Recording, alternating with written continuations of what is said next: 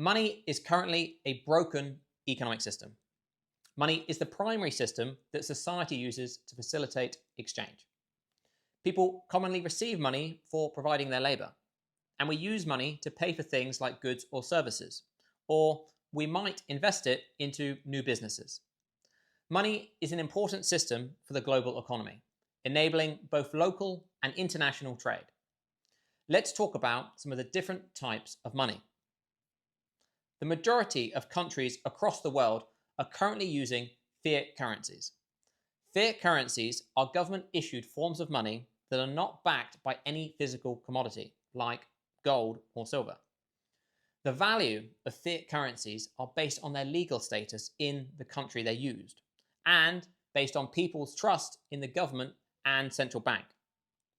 Central banks are responsible for maintaining fiat currencies, and they have the ability to create more of the currency if necessary. Before fiat currencies existed, some of the most commonly adopted forms of money included commodity money, such as using gold or silver, or commodity-backed money. Commodity money could be something like a gold coin. Gold is a commodity, and this can also be used as the money itself.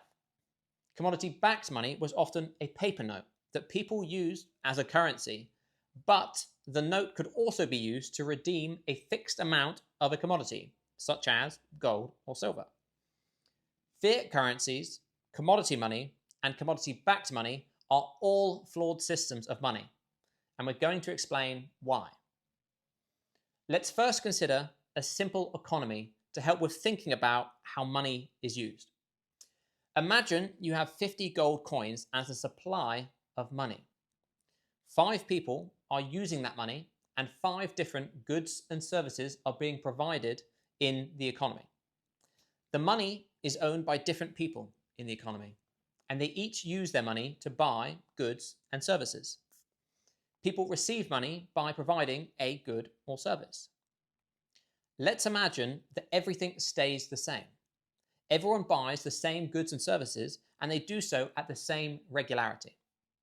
The demand for everyone's goods and services is also the same. Money is being actively used in this simple economy to facilitate exchange. In this scenario, the price of goods and services should remain stable, as the demand for money is not changing, and the economy itself is also not changing. Price stability means the purchasing power of money is preserved. People and businesses can more easily plan, save, and invest with more confidence when prices are stable. If the purchasing power of money keeps changing, this can negatively influence economic activity due to growing amounts of uncertainty. So price stability is desirable. The difficulty with maintaining price stability is there are so many things that can change in the economy. And each of these things can influence the demand for money or the demand for goods and services. Imagine another person comes in and joins our example economy, and they start providing a new good or service. This would increase the demand for money, as now the same supply of money is being split across even more people and more goods and services. So the price of goods and services should go down as the demand for money has increased. The existing supply of 50 coins needs to be used across a larger economy with more people. If people started buying goods and services more frequently, this can also increase the demand for money, as people would need money more regularly to pay for goods and services. Changing consumer preferences or even changes in the weather could also impact the amount of demand there is for certain goods and services. So, in practice, the economy is highly complex and constantly changing. The demand for goods and services and for money is something that will often change over time. This now brings us to the topic of inflation and deflation. Inflation means a sustained increase in the price of goods and services. This also means the purchasing power of money decreases, and that is because a larger amount of money is required to pay for the increased price of goods and services. Deflation is the opposite. It means a sustained decrease in the price of goods and services, which then also means the purchasing power of money increases. But what are the problems with inflation? Inflationary money leads to increasing asset prices, such as real estate, land, and company equities. People without assets now would need to spend more money to purchase these assets. And because wage increases commonly stagnate behind the rate of inflation, it becomes more difficult for people to buy assets in the future. Existing asset holders benefit from increases in asset prices more immediately. So, inflation results in asset holders receiving unearned income, which also contributes towards increasing wealth inequality. Asset holders don't need to do anything, yet they benefit from inflation due to increasing asset prices.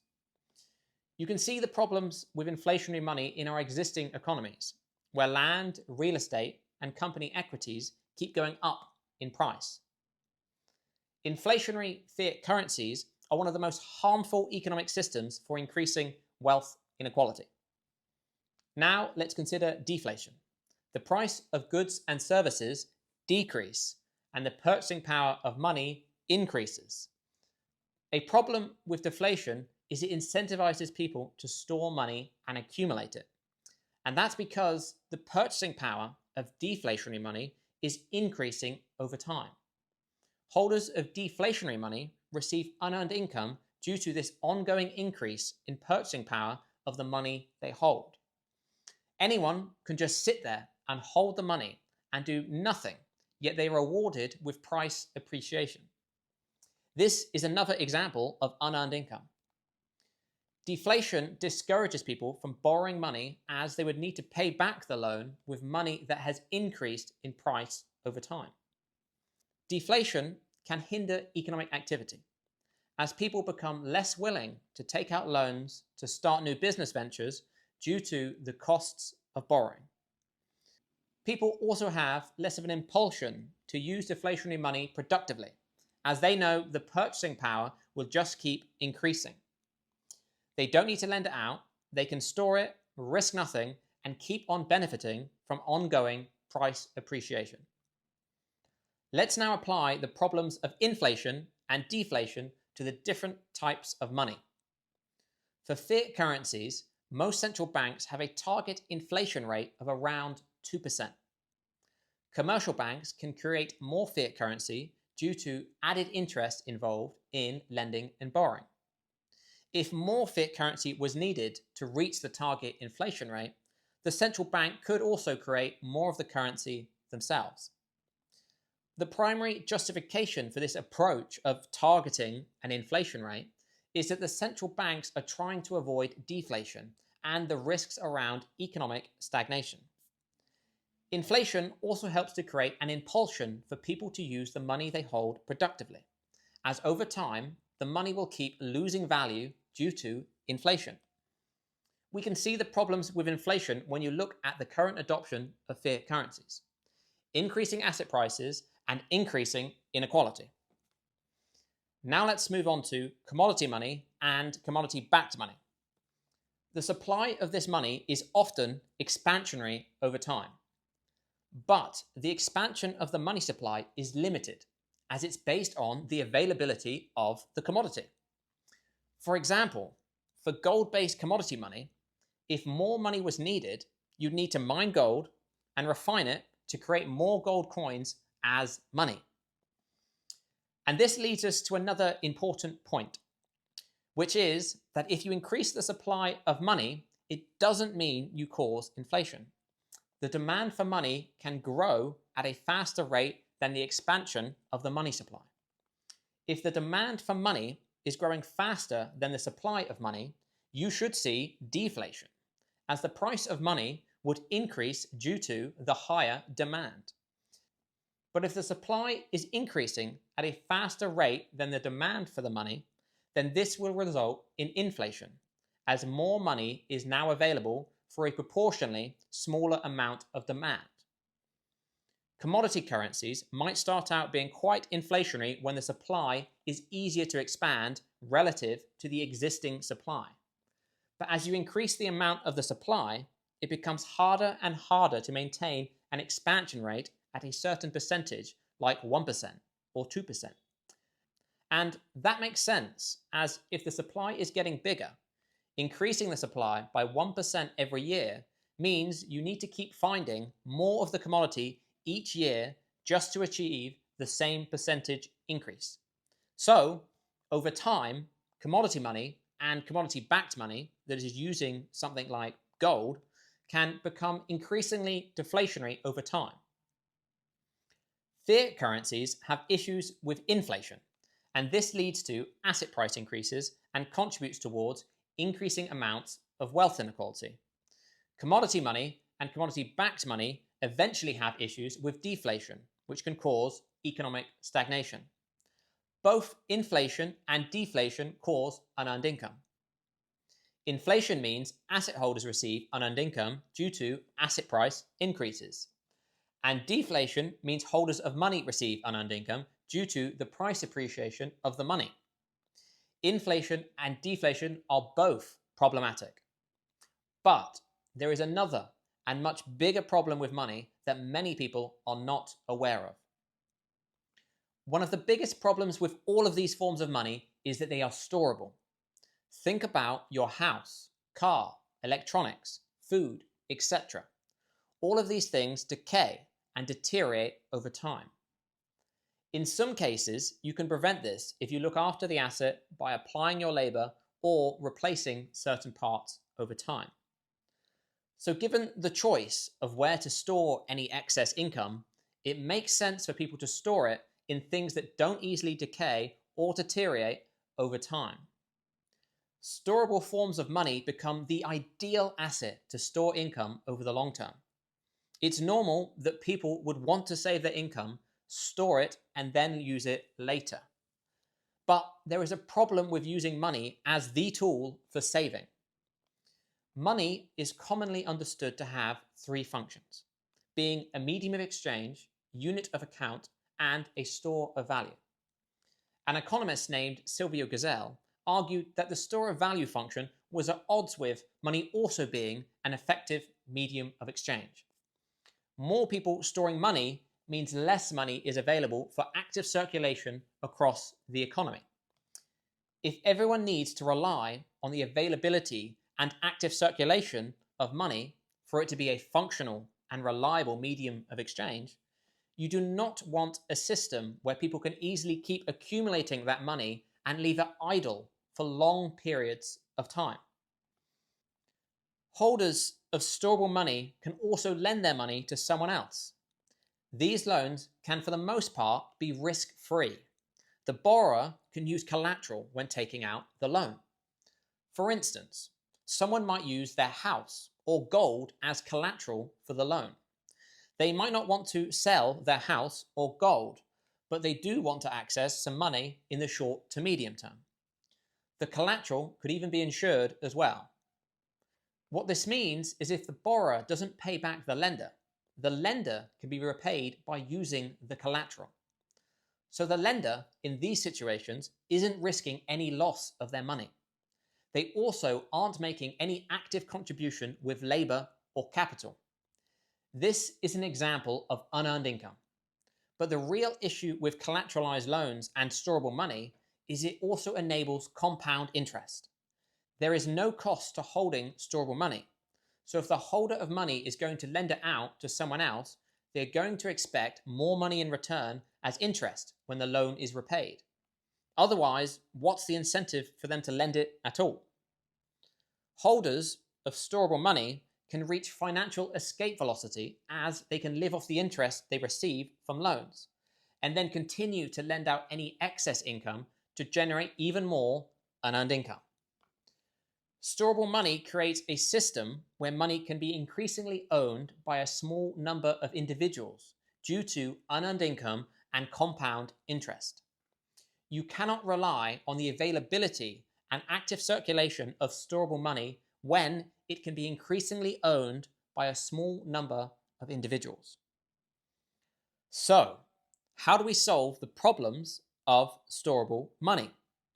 The answer is demurrage money. Demurrage money is money that has carrying costs. This means holders of money would incur some form of gradual loss whilst holding the money. There's a number of ways you could implement a demurrage system of money. But for now, one of the most compelling approaches for a digital system is to use a money tax. How would this work? Well, people would hold money in their digital wallet, and periodically, such as every 12 hours or every day, a very small amount of that money is automatically collected from their wallets as a form of tax. This creates the desired outcome for a demurrage-based money system, which is that the holder of money experiences a gradual loss over time. Demurrage creates an ongoing impulsion for people to use their money more productively, rather than just leaving it idle in their wallet. With storable money, you could just leave your money in a wallet forever. It wouldn't matter whether you use it or not. With demurrage money, there is an ongoing cost to holding it. So now the holder of money is more inclined to think about, oh, what could I invest in or purchase to use this money more productively, rather than just leaving it there and seeing a small amount of it getting taxed every day. Demurrage solves the compounding interest problem, which leads to consolidations in the ownership of money. This is because holders of demurrage money benefit from lending their money out to other people and receiving the same amount of money back. If holders of demurrage money just left the money in their wallet, they would have less of it over time due to the tax. But if they lend it out, they could receive the same amount back in the future, potentially. With demurrage money, all holders of money now have an impulsion to find a more productive use for it rather than just leaving it idle in their wallet. Imagine how many more companies could be started due to this incentive. How many more loans might be created? Demurrage money incentivizes the productive usage of money. Storable money rewards people with compound interest, and this can lead to growing amounts of inequality. Demurrage money helps to solve the problems of compound interest and inequality. But how can demurrage money handle the problems with inflation or deflation? By adopting demurrage, you now don't need to use inflation as a tool for creating that ongoing impulsion for people to use their money productively. Inflation means money loses value over time, which creates an impulsion for people to spend or invest it rather than hold it and see the value of their money reduce. Demurrage creates a similar impulsion to use the money productively, as otherwise you will experience some form of gradual loss. But demurrage doesn't have the same problems of inflation, where asset prices increase, and this contributes towards growing wealth inequality.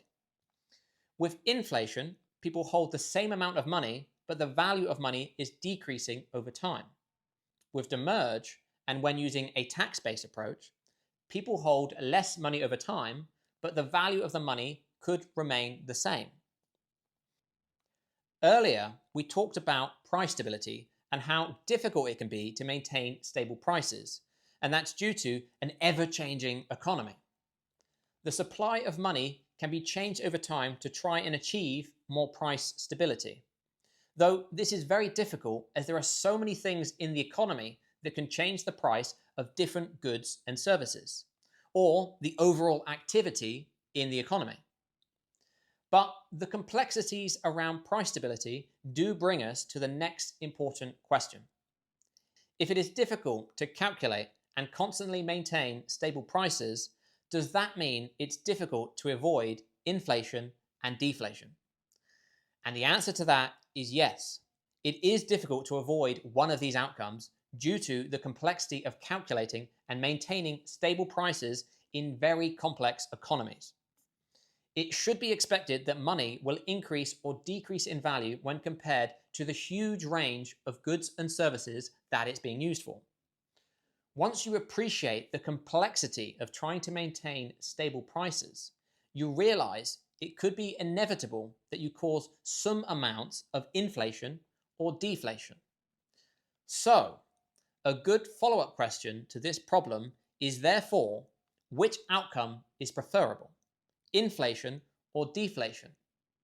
And this is important because if we know that in practice it's difficult to be accurate all the time when trying to achieve price stability, well, it's valuable to then decide which side of the line would be preferable when you inevitably get it wrong, inflation or deflation. And the answer is deflation. And this brings us back to the topic of unearned income. Let's consider the problem of unearned income with inflation. With inflation, the increases in price occur across all other assets. The purchasing power of money goes down. The price of assets go up. So the unearned income is received by asset holders. So if you wanted to keep using a form of money that is causing inflation, and you also wanted to reduce unearned income, well, you'd need to tax the assets that have gone up in value to reduce or remove the unearned income that the asset holders keep receiving. Now imagine if you had to value everyone's assets and then force them to pay a certain percentage of the value of those assets each and every year. Think about what that means. People could be forced to sell their assets as they don't have other sources of income to pay for this annual tax. Imagine the nightmare of trying to value all of these assets like houses, paintings, collectibles, etc., and doing this accurately and doing so every single year. All of these assets would be benefiting from price increases due to inflationary money. But the complexity of pricing all of these assets and then taxing all of them would be enormous and completely unnecessary. But what is the difference with deflation? With deflation, it's the holders of money that receive unearned income, as deflation means the purchasing power of money would be increasing relative to other goods and services. So with deflation, you just need to solve the unearned income problem for money. Deflation means it is the holders of money that receive unearned income due to the price appreciation of the money. With deflation, you don't need to worry about any of the other assets in the world, as their prices are going down due to deflation. It is only the price of money that goes up. So it's only money holders that are receiving unearned income. This is a much easier problem to solve as it's just one asset with unearned income, the money. If you also adopt demurrage using something like a money tax, you can reduce the amount of unearned income that holders of money are receiving. If the money is deflationary, holders of money benefit from price appreciation of the money. But with a tax-based demurrage, holders of money would be taxed a small amount periodically, which would reduce their total holdings of money over time. Holders of money would have less money over time due to demurrage, but the remaining money they hold would eventually become more valuable due to deflation.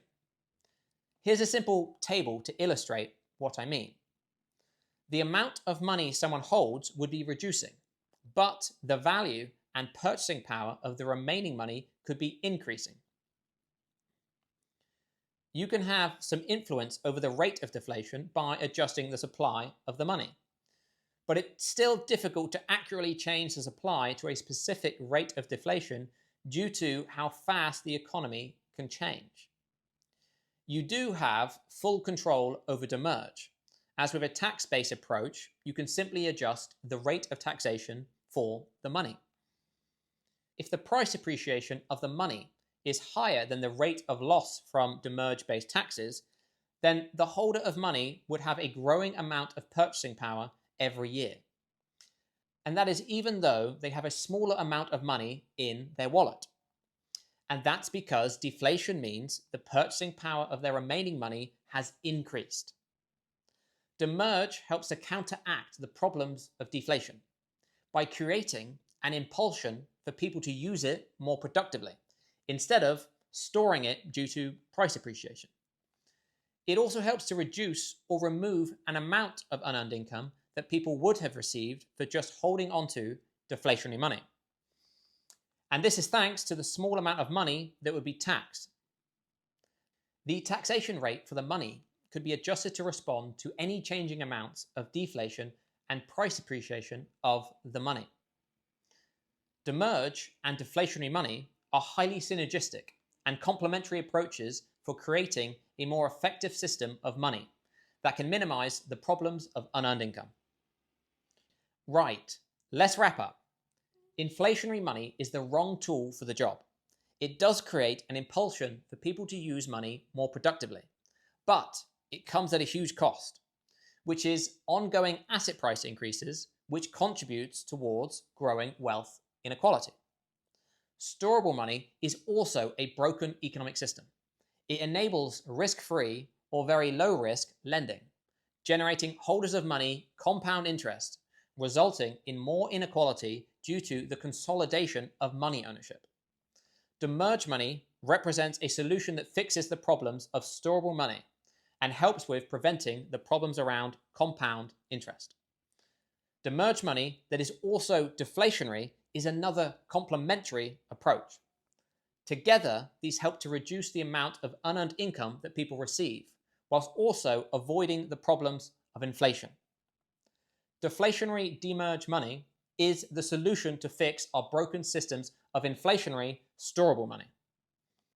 Next up, we'll talk about organizations. See you soon.